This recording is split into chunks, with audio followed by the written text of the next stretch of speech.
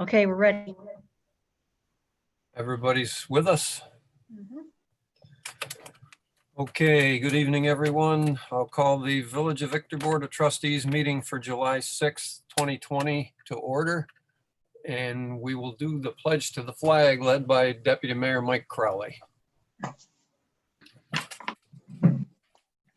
allegiance to the flag of the United States of America, to the republic for which it stands, one nation, under God, indivisible, with liberty and justice for all.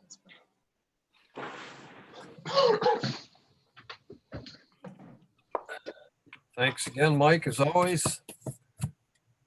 My pleasure. Welcome to Amy and Brad. Are you with us tonight? I'm here. Yep. Very QCS good. Gary here. I'm good. Yourself? Doing well. Thanks for your time, everyone. So as you guys know, we're also being live on YouTube right now. So whoever's watching out there, want to welcome the public and remind them they can chat in comments, questions, if they choose to do so. So privilege of the floor is first on the agenda. And we have Amy DePrima, who's the Executive Director of the Chamber of Commerce, and Brad Pearson, who's the President of the Chamber of Commerce, here to talk about Hang Around Victor Day. It's all yours. All right. Well, hello, and thank you for having us tonight and listening. Brad, you want to get started? Yeah, I can jump right in. So as Amy said, thanks to the board and to the supervisor for giving us some time this afternoon, this evening. I'm sorry. I thought someone said something. I'm sorry. I don't know. This afternoon I had sent some talking points, but I just wanted to get say a couple things about Hang Around Victor Day. I spoke to John, Gary, Mike a little bit about this before we asked to go on, and we, like I've said to all of you, we're not dumb. We understand that nearly everything, if not everything, is being canceled right now throughout the state. I did see today that the 2 weeks up to Labor Day,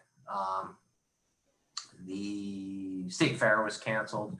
So that isn't lost on us. What I was asking for you to consider, what we're asking you to consider is, and we're looking for your feedback on Hang Around Victor Day. We would like to move forward with planning, but we want to hear what you have to say first with a target date for September 12th. And then we have a backup date of October 10th if Executive Order 202 is extended.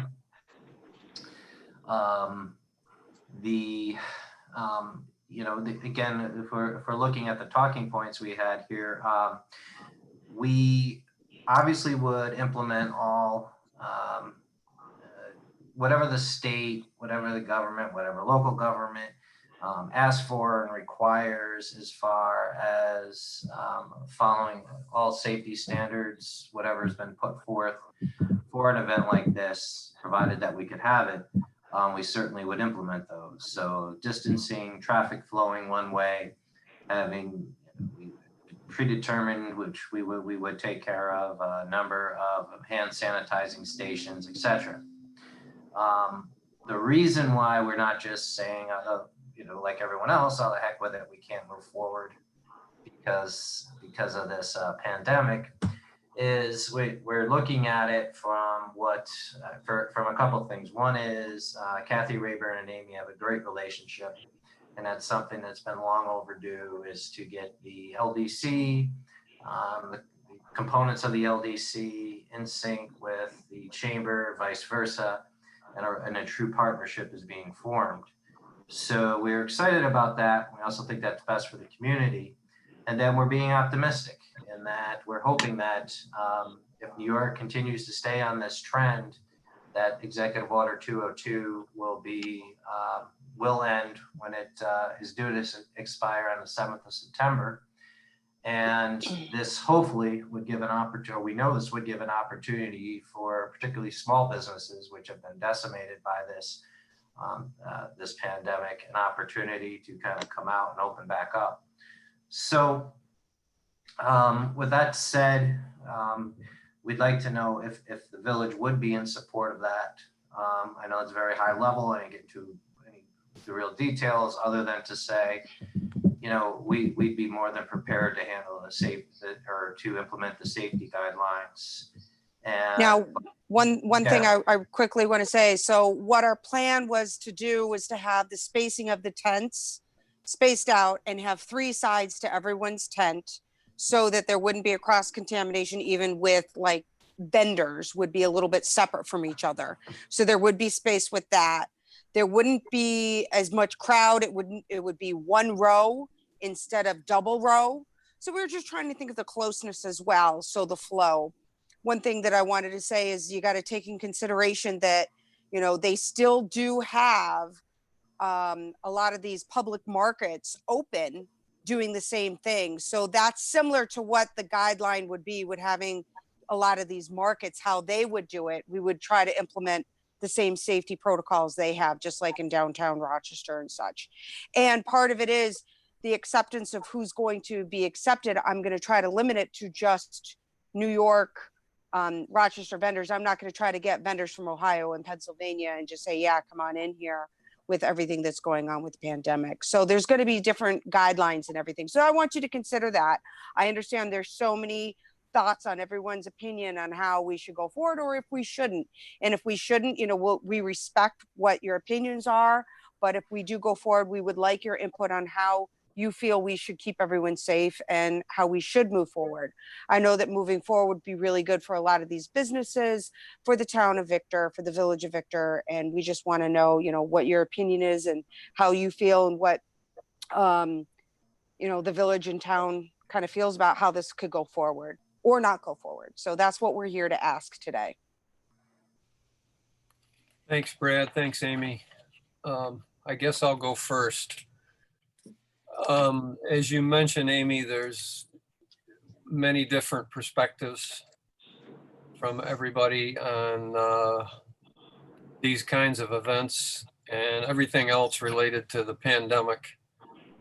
From my own personal standpoint, or as the mayor of the village of Victor, the thing about Hang Around Victor Day to me is that it is a community event personified, and it thrives on person-to-person contact. That's really what it traditionally has been about, and that gives me concern because you know, it's going to be difficult to restrict the mindset of Hang Around Victor Day. I guess that's the best way I could put it. To your point about businesses and the need to be back in business and open and, you know, let's move forward. Boy, I don't think anybody disagrees with that. But how that happens and when it happens, obviously the phased approach is very frustrating, I think, for everybody, but it's got to be extremely frustrating for those of you who are on the front lines with the businesses. And I'm sensitive to that, but you know, I keep reading about and hearing about the other states and what they've done, and you know, all of a sudden there's a spike in new cases and hospitalizations and deaths and so forth. And I tend to agree with the governor's conservative approach to phasing things back in. You know, I saw the article that you put out on your website, Amy, and I know you guys have already put a ton of thought into the process of how you could make it happen. I guess right now I'm not understanding really how that's gonna pan out on Hang Around Victor Day. So, What are your, like, what we're looking for is what are your main concerns? And maybe we can answer some of those questions, or, you know, what is the difference? I'm just wondering, you know, having this being my first year and everything, what is the difference between hanging around Victor Day so much and a public market? well, I would put it this way. Hang around Victor Day to me is you come downtown and you see all kinds of people, either that you see on a regular basis or maybe you don't see on a regular basis. It's a personal interaction day as much as it is anything else. And the difference between that and like the farmer's market is farmer's market, you come down with something in mind. I'm going to go, I need some lettuce, I need some this, I need some that. It's also on a much smaller scale Hmm. than Hang Around Victor Day is. And the market is not geared toward kids. Hang Around Victor Day typically has quite a big element that's geared toward kids, which means families are going to be there, Hmm. which that's what we want, obviously. Sure, yeah. But in this particular situation, I think that adds to my, concern anyways. And I'm ready and willing to take questions and then hear from the rest of the board. I'm not going to dominate this conversation. And I don't mean to just be negative about it. No, no, no, not at all. I mean, I think everyone's fear, and we can all agree that there's a sense of, you know, not knowing how anything's going to happen, especially with the start of school starting. You know, that's the same feeling as well, you know, how that's even going to be implemented. But, you know, as a lot of other towns, you have to start somewhere. So we were just wondering, you know, if it was possible, I'd like to hear everyone else, you know, how they feel about it. Absolutely.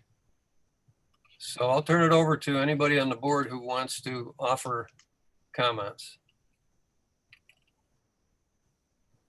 I could give you my comment on it. Like everybody, I think speaking for probably all the trustees, we all want to see it happen. I mean, we all see the value of it and see the need for the businesses. I think my biggest concern is how can we control, we can control the vendors and the spacing, but controlling how many people and controlling the density, that seems to me like a really hard problem when we might be the only game in town. If Absolutely. everything else is being canceled and then Victor has a Hang Around Victor Day and people start coming in and have been isolating for a long time and they wanted the chance to get out and mingle.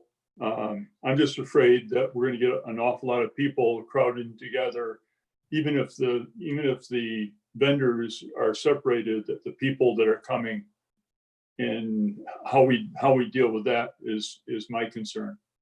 Sure.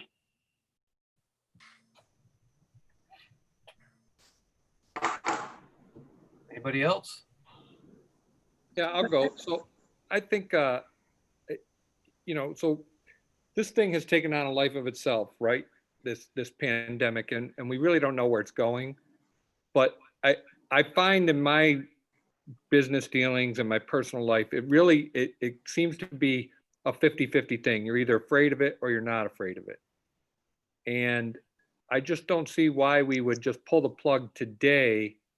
I think we got to talk to Amy and Brad and decide, what's their drop dead dates for when they have to go or not go. But to just pull the plug on this thing today doesn't feel right to me. It's like restaurants. Restaurants are open to eat inside now, but not very many people go. I've talked to a few people who own restaurants. I've been out a few times.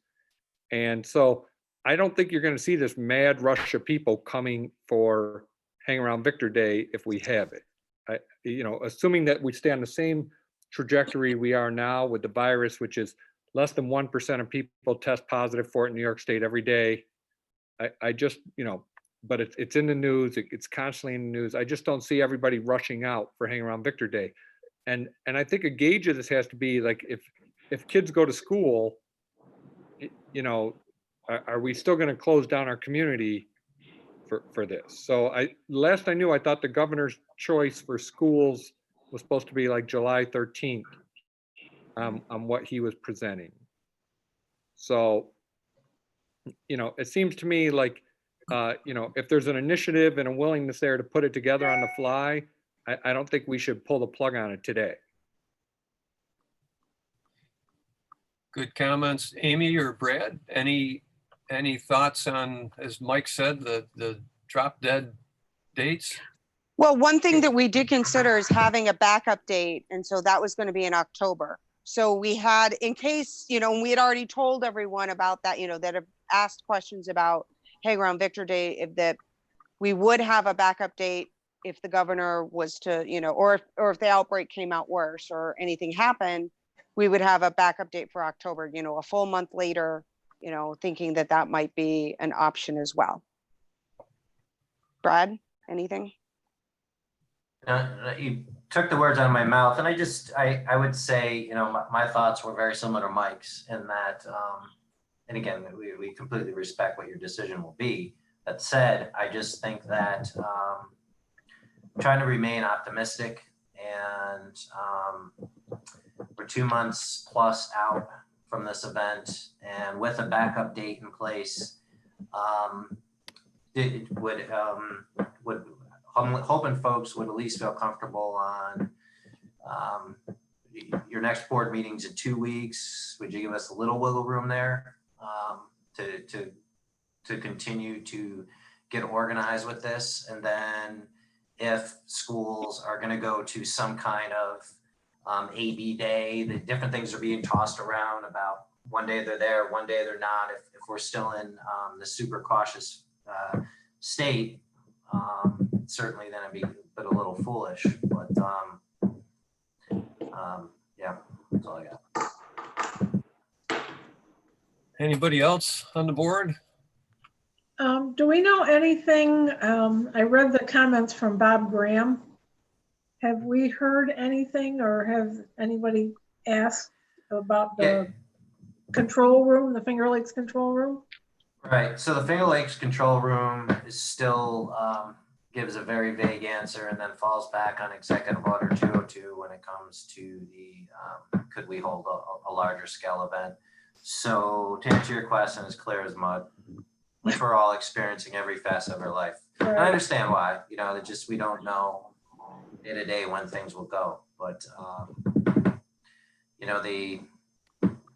obviously in a week from now, we find out that order has been extended another 30 days. Obviously, everything's off the table. Forget about it. Amy, are you still planning on having the same number of vendors? Would it be scaled back at all, or?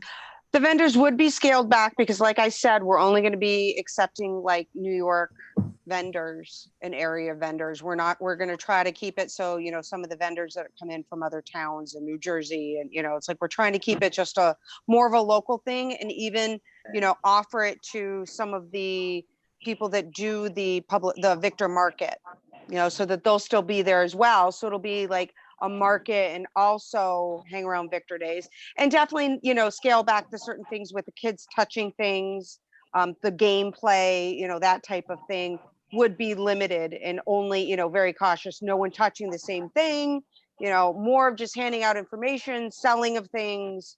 So, and what I'm trying to do this year is have it more where it's going to be on Main Street so that people can go in and out of other people's stores, and, have it like we used to have it where the tents were on the sidewalk. And what I'm looking to do is try to get maybe an officer to slow the traffic down on each way.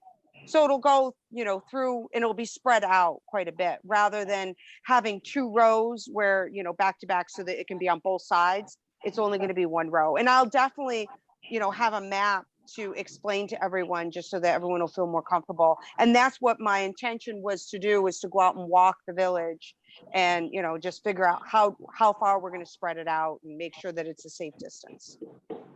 And frankly, Carol, that you can imagine if you've ever been involved with any kind of event, right? The heaviest lift is sponsorship, and getting all that put together. We've held off on mapping out the logistics.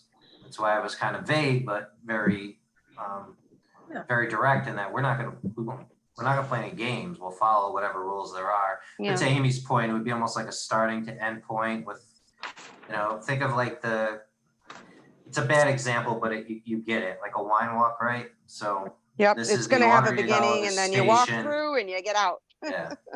Yeah. So, Okay. I mean, it would be an enormous pain in the neck, but again, just looking at our mission and really what we're here to serve. So, but yeah. Third time, absolutely respectful of your advice and decision. I Exactly. was curious for you, JT. I don't know what kind of stress this puts on the DPW, how things have changed for you guys. So we wanted to be sensitive to that as well. Yeah, it doesn't matter to me. I mean, one way or another. I've worked with the chamber for the last 15 years, so the COVID doesn't affect my part of it. Let's put it that way. All right. Anybody else have any other comments? So Brad, you mentioned like our next meeting is July, whatever it is, July 20th. 20th, yeah. So, I mean, you would want an answer definitely by then. Of course, and I think at that point, because then we'll be what, 4, 5, 6, 7-ish weeks out, 9 weeks out, or 8 weeks out, something like that. So yeah, we'd want it wrapped up by then, so it doesn't get too confusing as far as money that changes hands with sponsors and whatnot. And then hopefully we'll have a little more clarity then. I doubt it, but to Mike's point, the Governor Cuomo was supposed to give direction on the schools, how they will return by next Monday, I believe. So hopefully we'll have more direction by then. Who knows? I know. It's the ever-changing. Who would have thought we'd be this far into this already? Yeah. Unbelievable. Or maybe we can just call it a protest. What do you guys think? We'll just Careful now. bad humor. Yeah, so I guess we'll give it thought over the next couple of weeks Okay. and revisit the issue on the 20th. If you, Amy or Brad, come up with other ideas or information or whatever, make sure you funnel it to us. And Sure. I mean, maybe what might be a better visual is if we do, if maybe I can get, John, if you can walk with me and maybe we can kind of discuss an option, to do a map of some sort and present it and give it to everyone by the next meeting, just so you can have an idea of how it would travel and how we could try to make it, walkable so not everyone's on top of each other. Yeah, we can do that anytime you want. Okay, Thanks, thank you. John. let me ask one other question. Have you guys given any thought to, okay, if we as a board say, we don't want you to hold this event. We do not approve of you holding this event. Do you Right. have something else in mind that could take, a temporary place of Hang Around Victor Day? Something, I mean, this is in particular, Amy, the way you've described it, and Brad, this is a particularly important year to involve the businesses. And Right. in the past, sometimes the businesses have been involved, and then other times they've complained that it hurts their business, that nobody comes in, so they lock their doors on Hang Around Victor Day. Right. So I think there's still probably some mix of school of thought on it, but to your point, this year in particular, the businesses need help. Mhm. And I don't know, is there some other way? And I don't have that answer in my head. I just have that question in my head. Is there some other way other than a mass gathering type thing that we could work together to help the businesses? Well, that's why what I'm trying to do is have it so people can still go into the businesses, the way I want to have it mapped out so that we can get to the front and people go into their stores and understand what is really about it. There's going to be a huge difference in fees and the whole thing, just so that we can get more businesses open and just people realize, because like we did with the handout, that we did, a lot of businesses didn't, they were so excited to do that where they got coupons and menus, and that was just a drive-through. Right. And that gave a lot of people, I didn't know this business was in this town, so there was a lot of that. So that's what I'm really trying to focus on, is just bring awareness to what is in the village. There's still even people that know, or some businesses sadly are going to be leaving even before that time. Yeah, and Gary, we're meeting on Thursday, and that is an agenda item, is what are some alternatives we can do for that? But kind of your point, to emulate Hang Around Venture Day, it would be just in a totally different kind of promotion. You can't really emulate that because of the social aspect to it. Yeah. But are we thinking? Yeah, absolutely. We've done some things, and there's other things that we're looking at as far as promoting businesses in an attempt to get folks to shop. You have the Small Business Day after Black Friday. Right. Something similar to that, to try to just get people to spend a little in the village and with other merchants throughout Victor. So, And yeah. luckily, Kathy and I are really putting our heads together, and we're trying to come up and present a lot of things to our boards and try to make it so that there is a lot of, just camaraderie and, talking with Tim, the superintendent, which want to try to involve the schools more. So there's a lot of positive things that we're trying to do. But this one, it's like, we just got to know, do we attempt this? Do we not attempt it?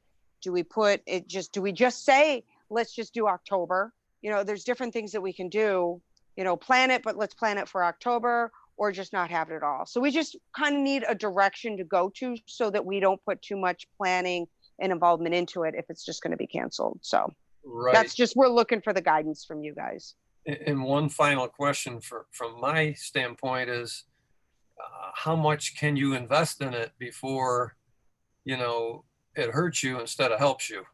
Correct. It won't, yeah. So as far as time and energy, it's just work. We'll be fine. As far as financially, we do have a holding account for our events. It's pretty standard when you run events. The money's held there. It's not put into our revenue.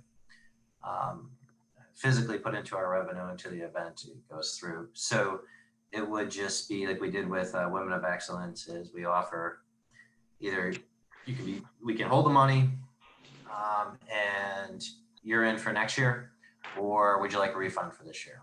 Gotcha. But as far as the labor in it, it's kind of on us. Yeah. Yep. We'll put the time in, and something will come out of it. Okay. Well, If not, we'll be definitely prepared for next year. I just want to take this opportunity. I've done this in a different meeting. Amy, Brad, Kathy Rayburn's not here right now, but Mike Crowley said months ago, years ago, we need to get the chamber and the LDC and everybody working together, the business connection and so forth. Yeah. And you guys are doing it. And I'm so grateful for your efforts in making that happen, because it's going to make for a better situation for the entire village and the entire community. Yeah, no Thank doubt. you. It's all Amy and Kathy. They've been great. They're in touch with each other multiple times a week. So it's a great partnership that's budding. Well, it really helped that I am a business owner. So I understand all the aspects of it. And Kathy has helped me immensely just by being a business owner. So it made complete sense to me that we should work together. So. Right. Anybody else on the board want to share any further comments? If not, we will mull this over and get back to you by the 20th, okay? Okay, Yeah, and I will try to thanks. get you a map of some sort to everyone before then. All right, very good. All right. Okay. Thanks for your time, everybody. Have a good night. Thank you so Thank much. you. You're welcome. Thank you both.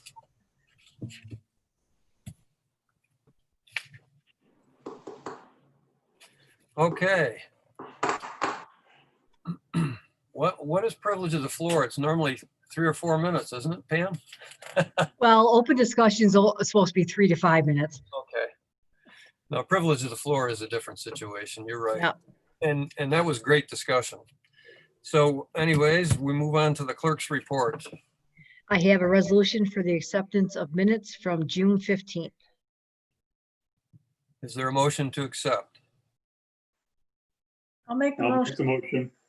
Motion by Carol, second by Bob.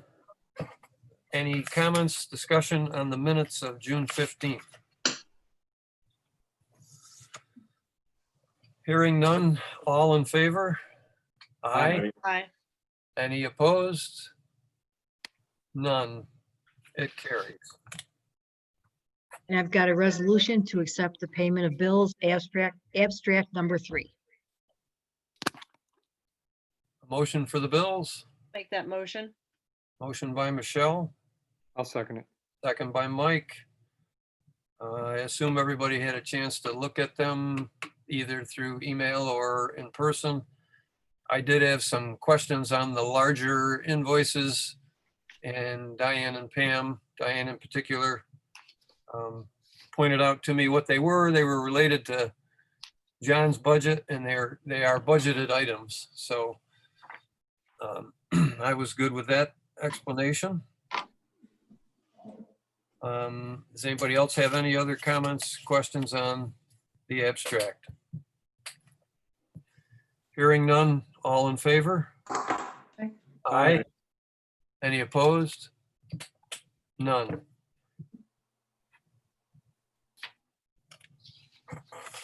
And I have, this is the meeting where we waive the Charter Communications Spectrum Time Warner tax bill.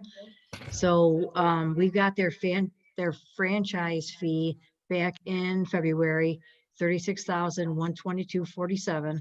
So we are waiving their $400.56 tax bill.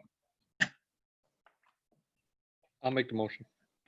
Motion by Mike, I'll second. second by Carol. Any discussion? This is something we do every year. Any comments? If not, all in favor? Aye. Aye. Any opposed? None. And I have nothing else. Thanks, Pam. John Turner, Director of Public Works.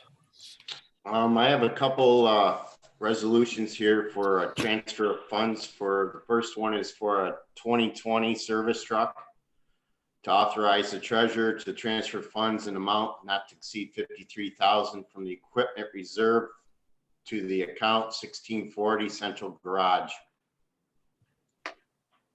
subject to a permissive referendum. Is there a motion? I'll make the motion. Motion by Mike, I'll second it. Go ahead, Bob. by Bob. JT, is this a pickup truck when you say service truck? Yeah, it's a pickup truck. You see the one truck, it's got the utility box on the back of it, carries all our tools and everything. We take it out to the job every day. This one here is a 2007. We've kept it a long time. The box is rotted out now, so it's the only thing holding it up right now is plywood. Sounds like we've gotten our use out of it. Oh yeah, it's been a good truck. And you obviously planned on this in the, what do I want to say, the timeline for your equipment. Yeah, we've actually gone over the timeline for it, but you know, I try to keep to the timelines, but some equipment lasts longer than other stuff does. So, I mean, we got its use out of this one, so. Okay, and it's subject to a permissive referendum for 30 days. For the public's purpose, you have 30 days if you have an objection or a comment regarding this expenditure. You have 30 days to notify us at Village Hall. And this was budgeted to this item. John, what's the lead time on getting the truck? I haven't really talked to Van Bordos. I mean, they gave me a quote on it, so I don't know what the COVID did with the factories, but Most of them haven't shut down, so it's usually 110 days. So it's gonna be a while. 3 months, 4 months. Any other questions or discussion on the transfer of funds for the 2020 service truck? Hearing none, all in favor? Aye. Aye. Any opposed? None. The second one I have is for the new parking lot behind Village Hall. I have the pavers coming in the first week of August to do East Street. So I would like to get that parking lot paved the same time that they're here so we can save some money.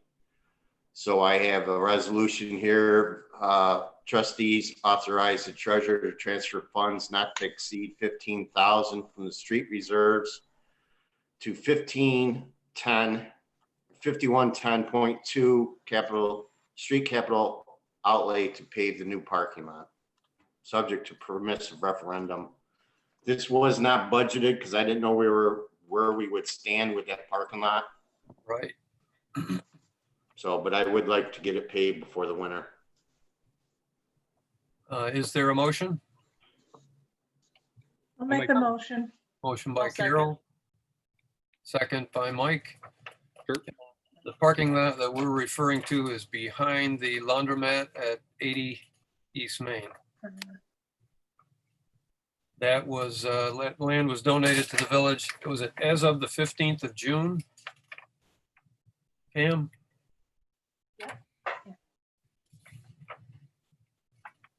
Okay, any other questions or comments about the transfer of funds for the new parking lot? Hearing none, all in favor? Aye. Aye. Any opposed? None. The last thing I have is, we're putting that water main up Moore Ave, so we're up and almost starting to, on top of the hill. We should be up there tomorrow. During the process, there's a lady that lives at 21 Moore Ave, Patricia Mott.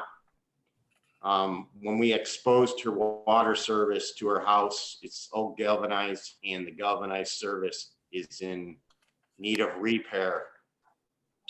We're gonna put a new curb box in, and once the water main is being tested, but we probably won't be done for 2 or 3 more weeks before I get it tested or chlorinated. Right now, we're running a garden hose from her service, which is out on Main Street, all the way up Moore Ave to her front yard, and we reconnected it.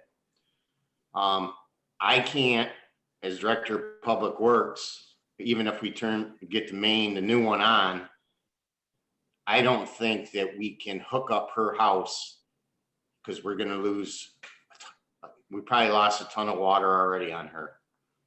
So I would like to write her a letter tomorrow. And it's up to the board how you want to approach it. This lady is a fixed income, lost her husband a couple weeks ago. And there's 2 codes. One is for emergency repair that authorizes the Director of Public Works to run a service into her house. And then there's a second code that says that if she's not willing to not pay it so much, but we can put it on her taxes. So I figured it probably wouldn't cost us no more than $200, but I would like to, at least form a letter and send that to her. But I need the village's permission to do this work. And it's not going to be, it'll be another month before we do it, but I can't hook up to what she's got right now. There's no way. John, you don't have that water line that you showed me, do you? No, it's at Village Hall. If anybody wants to look at it, it's right next to where Pam's sitting. Yeah, the service is very similar to the one that John showed us on East Main. It's pretty well perforated, and we've probably lost tons of water there. So this will help. Putting a new service in will help. And to me, it sounds like a reasonable thing to do the work for her and put it on her taxes. I don't know how the rest of the board feels about it. feel free to comment. Yeah, that makes sense. Okay, with it. I'm good with it. I'm pretty sure she's not in a position to be wanting to, go find somebody to do it and so forth. So this will be a good option for her, and it's going to be good for the village in the final analysis. Thanks, JT, for figuring that all out for us.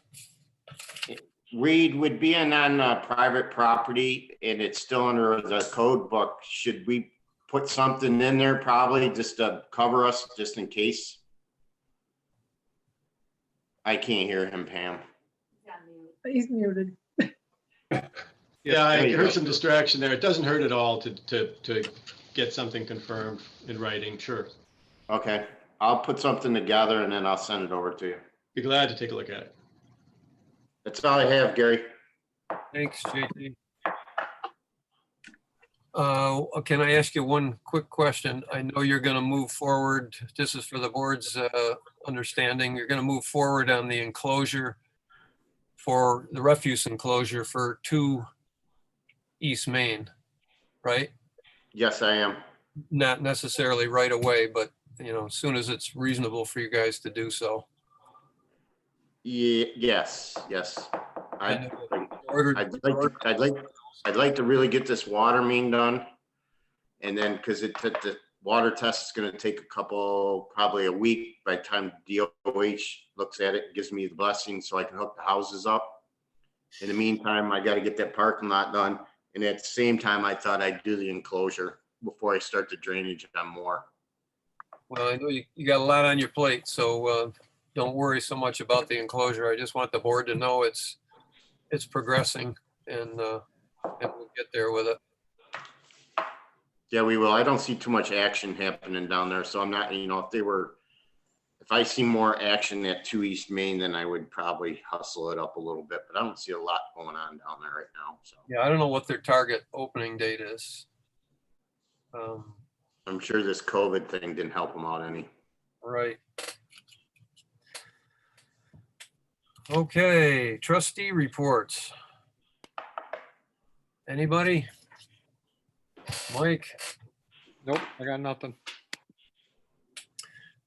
Carol? No, urban renewals meeting Wednesday night. We don't really have anything too much on our agenda. We're going to, we have the resolution for the dumpster enclosure to pay for that. We had 2 facade projects that were within our district. Should approve those. And that's about all we've got right now. And will Daniel be at your meeting? Yes, he should be there. It's a Zoom meeting again, but he has indicated he would be there. Okay. And are we still down 1 person on the board? Yes. Okay.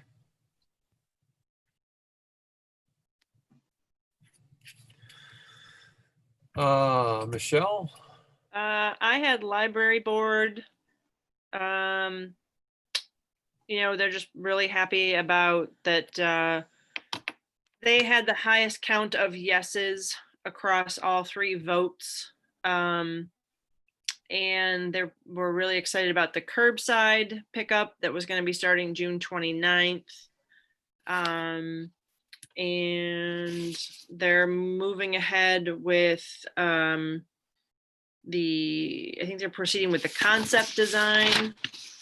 They did share kind of some concept design pictures during that meeting, and it looks amazing. I asked them to share, obviously with us as soon as they're able to. So once they get to that point, they said that, they'll bring it to us so that we can all see it. It's pretty spectacular. So I know the big thing was, more or less what's holding it up is the real estate part of it. So that's why they're kind of keeping things close to the vest right now. Yeah, I mean, that's what really took up the lion's share of the meeting, is kind of talking about, the vision behind the new building. So they're moving ahead, and really excited. So, and then I'll have URA on Wednesday too. Yeah. So I think there was a tree board in there too, but whatever. So, All right, thanks, Michelle. yep. Bob? No, Michelle's pretty well covered the library. They've got to be very pleased with the vote. That was a big vote of confidence for them, given the way everything else was going. So, but no, other than that, I don't have anything else. Yeah, I have spoken with Tim and Jim Myers, and they're churning ahead, and Yep. their concept plan and so forth. It'll be great when they can kind of reveal what's going on. They got to get through the real estate piece so that nothing gets in the way of the plan. So we'll just keep our fingers crossed for them. They're doing a lot of work. I know it's costing money as well, but they have to do what they have to do. So far, so good.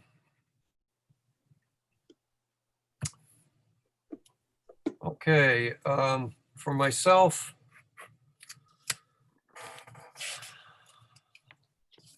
we've got a few things here to discuss as a board. So first of all, I don't know if any of the rest of the board is aware of this, but there's a problem down on East Main with feral cats. And there is a lady who has taken on the responsibility, or the, whatever you want to call it, of feeding these stray cats. And it was occurring on our village property down on East Main. What's the lot number there, Pam? You're muted, Pam. I heard you. There Sorry. we go. Sorry, it's next to 245 East Main. Next to 245. So it was the old pump station, right? Yep. And it was occurring there, and some neighbors complained, called the police. Several different interactions have gone on there. And so anyways, right now we've kind of come up with a plan, I think, and JT or Pam, whoever, you can chime in anytime. I know that the lady is now considering buying our property, which I believe we tried to sell it before. And I think it was the same person. And it was The Max wanted it. okay. So it was a friend of this individual, and they determined, no, we'd have to do this, that, the other thing. And so it was too complicated. And you may remember this on the board, they decided not to purchase the property. So now, considering purchasing it, that would be if we were to sell it. And the problem is, we really don't need to make village property, become a sanctuary for wild animals, I guess, or for feral cats. I mean, I'm sympathetic to the situation. It's not the first time feral cats has come up on this board, well, since I've been on the board anyways, and I do commend the lady for trying to help and find homes for these cats and so forth. But I mean, my feeling would be go through the Humane Society and come up with some different kind of, solution to the problem. So I think what we're about ready to do is put some posted signs on the village property next to 245, and if we have to put some kind of fencing there to keep this situation from happening on the property. Does that sound about right, JT? Yep, I got all the signs made up today, so they'll be going in tomorrow. Okay. Any comments from the board? I guess I don't understand the two issues. So why wouldn't we sell it? Well, I think if we sell it, we might have a little less leverage in this problem, I guess, is what I'm thinking. Well, I'll chime in a little bit on this. Well, first of all, we don't even know who this lady, we know who this lady is. We don't know where she lives or if she's a renter or an owner.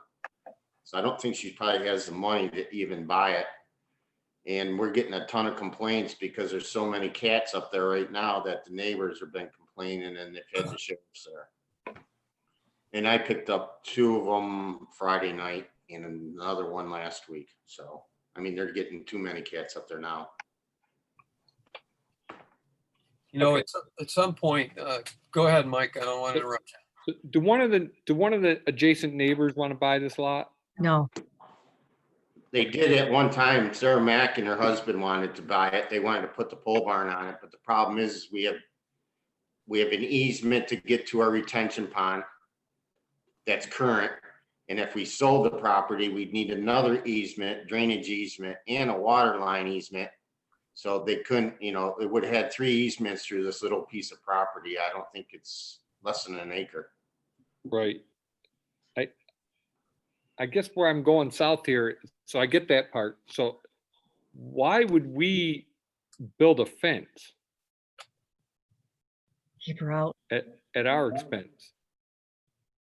Well, it's not a fence. What's happening, Mike, is she's driving up into our property with a car Uh-huh. and feeding the cats there. And the neighbors are seeing this and they're approaching her and the sheriffs wouldn't do anything because it's not posted. Right, so let's just post it and then just put, instead of a fence, just put a chain there like St. Yeah. Patrick's Day. Yeah. Yeah, that's all I'm doing. I'm just putting a chain across it for now with posted signs. Okay, I said fence, but really it's more of a gate.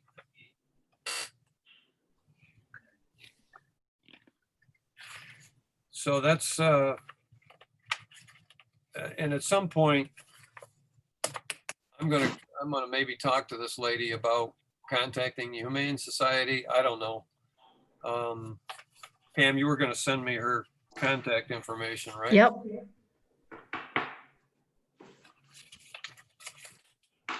Okay, so that's the situation with the feral cats. Now, JT, you want me to talk about the invoice to Mr. Smith? Sure. So there's a gentleman named Thomas Smith who owns property on Maple Avenue. He is the landlord, and it's 231 Maple Ave. And there was an incident this spring of a very large brush pile. JT's got pictures of it and so forth that didn't get picked up because it got put out on the wrong day or whichever it was. JT will chime in, but anyways, it didn't get picked up the first time around and it sat there, and he kept adding to the pile, and it wasn't bundled or, you know, didn't meet any of the regulations we have for brush pile collection. So ended up, this gentleman called, complained, got a hold of John, complained. JT offered him use of the roll-off after explaining, you know, why it didn't get picked up, and or told him he could get a permit, take it over to the recycling center. He did neither of those things, even though he had actually was offered the roll-off a couple of times. So the pile sat there and sat there, and then finally, I think John had the guys pick it up, and we sent him a bill. because of, the fact that none of the regulations were adhered to. So he, of course, now has sent a letter dated June 29th. He respectfully requests that we void the invoice. And it's for $85. So JT, I don't know if there's anything you want to add to that. Well, I'll just add a little more to my defense. So I wrote him a letter on June 2nd. I gave him 2 weeks to get it out of there. And I spoke to him on the phone again, and he said he was going to take it to the recycle center. And I told him I'd offer up another roll off for him. So that 2 weeks went by, and so he got more than ample time to get that out of there or make arrangements to get it out of there. And once we started getting complaints too from Maple Ave residents.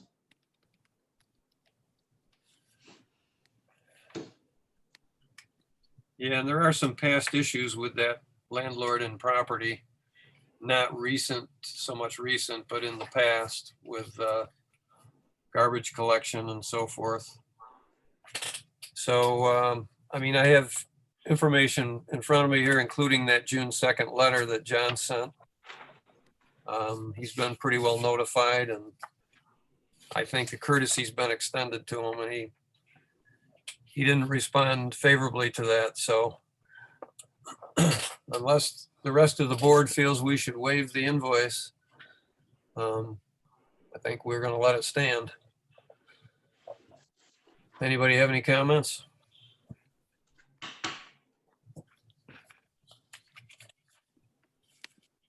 Okay. One issue that I emailed you all today on was we have a family up here down the street from me, around the corner and down the street on Latchmere Drive, that wants to have chickens. And they have built a coop, and if you read the email, you know, she's pretty well researched everything. And I would have to say that if you're going to have chickens, they have their chickens in a row or their ducks in a row. They know what they're doing. So I don't know how the board feels about it, but I think it's in our zoning laws that there may be something specifically about chickens. I know several years ago we had issues in other areas of the village, once on East Main, once over on Colville Street. And I can, Mrs. Peony, I can respond to her.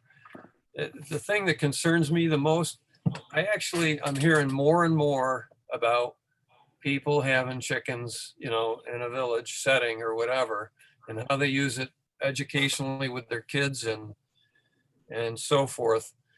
And I guess, you know, I mean, I never did it myself, but I guess I can understand that. And if you're responsible enough to have already thought about how to take care of the waste and make sure there's not a noise issue, and you got neighbors who are signing on saying it's okay with them, then I guess it makes it more palatable for me as a board member. Don't know how the rest of you feel, but the one thing about it that bothers me, and she did address it in her email, is that it's, I don't know if I can find it here. Having the chickens would not draw new predators in, as the coop and pen are designed to be predator proof with locks, fencing, and roof. Any feed kept in storage would be secured from rodents in covered bins inside our home. That's good, but as you know, we already have an issue down in Jacob's Landing with coyotes. And yesterday, now for the third time, I personally saw a coyote walk, you know, within 25 yards of me across West Parkway as I was on a walk. So I don't know if I can totally agree that it wouldn't draw other predators. I'm sure that the scent draws the predators, but so, I do have a concern about the coyote problem and the deer population in the village and all this wildlife that we got going on. And there's various reasons, I guess, why it seems to be increasing, but that would be my one real complaint with the chicken situation. And I know I think it's down on Covell Street, there still are chickens down there, I believe. And one of the coyotes has been seen, heading in that direction before. So anyways, those are my comments about it. How does the rest of the board feel about it?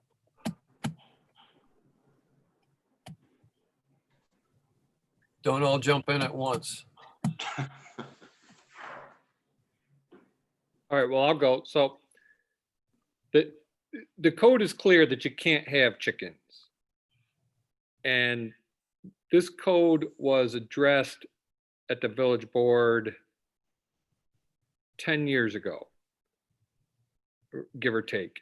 And roughly, roughly is not the right word. The only place in the village that's allowed to have chickens is the address on Maple Avenue, because the village board allowed it at that time.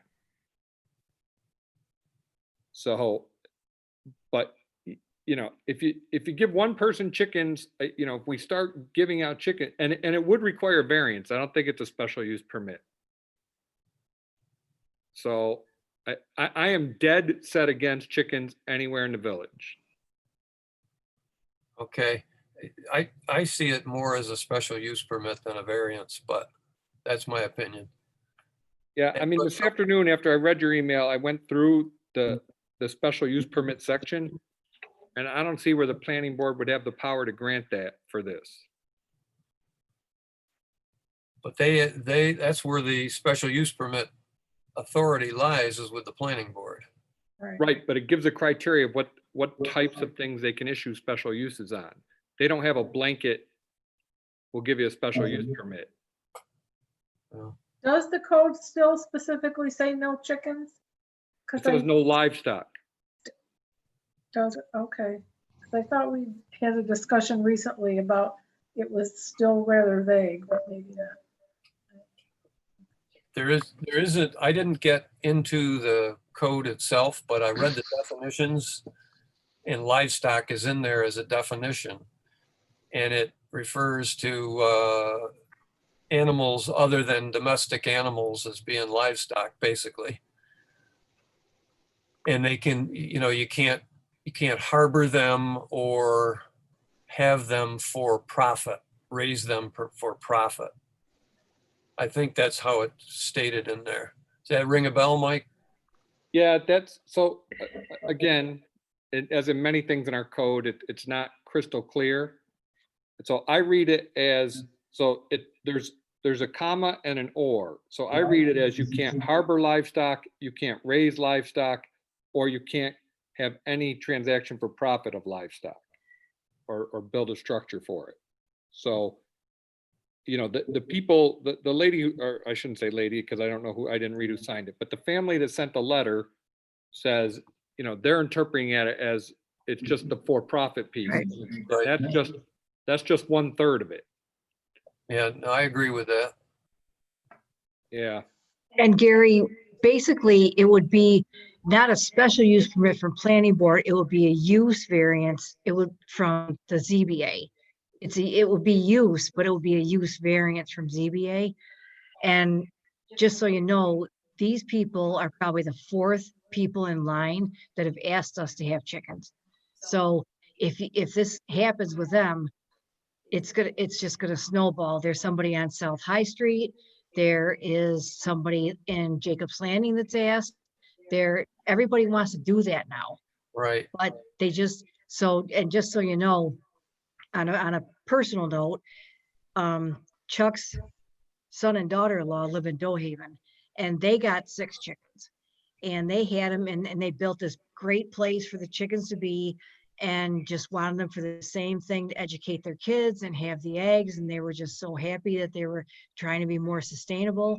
And the town found out, they drove by something and they had to get rid of the chickens and they're heartbroken. So, you know, how much do you want to weigh that? Yeah. Yeah, Chuck told me that today. Our thing is too, it's nice to have them, but if they get a rooster in there, or they, you know, then you're gonna have noise problems, and then that's gonna become another issue. Right. Yeah, I mean, everybody in their plan, you know, has no roosters, you know, every plan I've ever seen presented. But like I say, it's, you know, at the zoning board, we used to say, it sounds like you have, you know, a half-acre project on a quarter-acre lot. You know, I find this is, if this is how you want to live your life, there's places for it. It's called the town. So, Yeah. you know, Yeah. Reed, do you agree that it's not a special use permit? It's more of a, I'm sorry, I don't remember and I didn't see the email today, so I haven't looked at it. I'd be glad to take a quick look at it. okay. Because I, you know, as a use variance, I'm definitely not in favor of it on those grounds.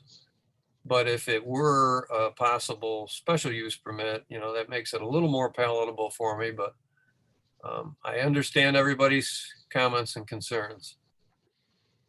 So if you get a Sorry. chance, Reed, Why was the one on Maple Ave allowed? I think it was grandfathered, basically. okay, I tried to bite my tongue, but I couldn't. That's an opinion. Now, it was allowed because the lady pitched a fit, in my opinion. So, And then they moved. yeah, and then they bailed out. Chickens are still there. So And they they, don't have them? So they were allowed, but they don't have them? Oh, no, the people who live there now have them. Oh, so they left the chickens there. Yep, ah, right. They orphaned those chickens and moved away. Oh, boy. I wish I could forget, but I could tell the story like it was yesterday. I remember it was a heated situation. Yeah, she demanded my resignation from the zoning board.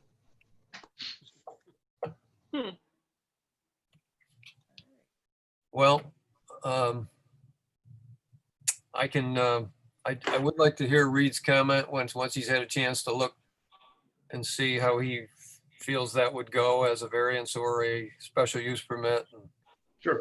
In the meantime, I can let Mrs. Peony know, unless maybe she's watching tonight and she's heard the discussion. I don't know, but I can let her know that we're talking about it, and right now the board is not in favor of it. Okay. All right. One other thing from me is the CCA program. The RFP went out for bids. They expect to bid back, I think it's on July 9th. And I will be involved unless I can't be, and then I will designate Michelle to be involved on a phone call. Because when that bid comes back, immediately there's going to be a Zoom call for the municipalities to accept or reject the bid. I'm anticipating it'll be accepted, but unless somebody brings something up that I'm not thinking about in terms of another municipality and a reason to reject it. And then if it's a successful bid, then on July 10th, we will start a public information campaign to let them know. Letters will go out like the week of July 13th for the opt-out process, right, Pam? And, you know, we'll be on our way, hopefully, to finally getting a 12-month price for CCA for the energy. should it be an unsuccessful bid, or should a bid not come back on July 9th? Then it's back to the drawing board for a second bid at a later date. But in the meantime, Jewel would like us to push forward with the community solar portion of it. And I think we'll push forward with that, if I remember correctly, probably anyways. Either way, we'll push forward with that when this letter goes out to the public for the CCA, giving them both programs at once to consider. So that's all I got. I don't know if anybody's got any questions on that or comments on that. So Gary, did you see the letter today that Sue Hughes Smith sent us? I've not had a chance to read it yet. Okay, it's 4 pages long, but I'll send it out to the board so they all get to see it. Okay. Basically, it's 2 pages of information, and then the second 2 pages is frequently asked questions. Okay. Well, that should be helpful for people. And then CCA, if all this goes as planned, she's coming on the 20th at our next meeting at 6:30 or 7, whichever you decide, to present, I guess, right? Yeah, like a workshop. So while we got the board here, what do you think about, she was going to come to this meeting, but because the bid was delayed, now she's going to come on the 20th. Do you, as a board, would you rather start at 6:30 and do like a workshop, or just do it as privilege of the floor under the meeting at 7 o'clock? I'm flexible. Yeah, either one is fine. Either way. If she doesn't, and I don't think she will, if she doesn't need a tremendous amount of time, maybe we'll just do it in the meeting. That'll be, stay consistent as long as we're still doing Zoom meetings. If there are residents out there who are watching, they won't be confused by, or they won't miss it. Let's put it that way. If we start at 7. So we'll do that unless she tells me she needs more time. Okay. Anybody have any other business? Reed, anything for us? No, I don't have anything. Okay, then I'll ask for a motion to adjourn. I'll make the motion. Motion by Carol, I'll second it. second by Mike. All in favor? Aye. Aye. Thank you all, and stay safe till we meet again. You as well. Any chance we'll meet in person next time? Oh, that's a good question. I've discussed with the staff at Village Hall about opening up. As you may or may not know, the town is doing a phased approach to their opening of town hall. And I think they're expecting to go back with everybody there and open doors to the public on the 13th of July, I think. They have quite the plan. Their building's a lot bigger than ours, more people involved, all these departments and more people coming and going. So they have the plan for reopening laid out and in view so everybody can understand it when they have to come to town hall. Our situation's not as complicated as that, right, Pam? Right. So I don't know how people on the board feel. But I know we're out of session now because we ended the meeting, but if you have ideas on opening Village Hall back up completely,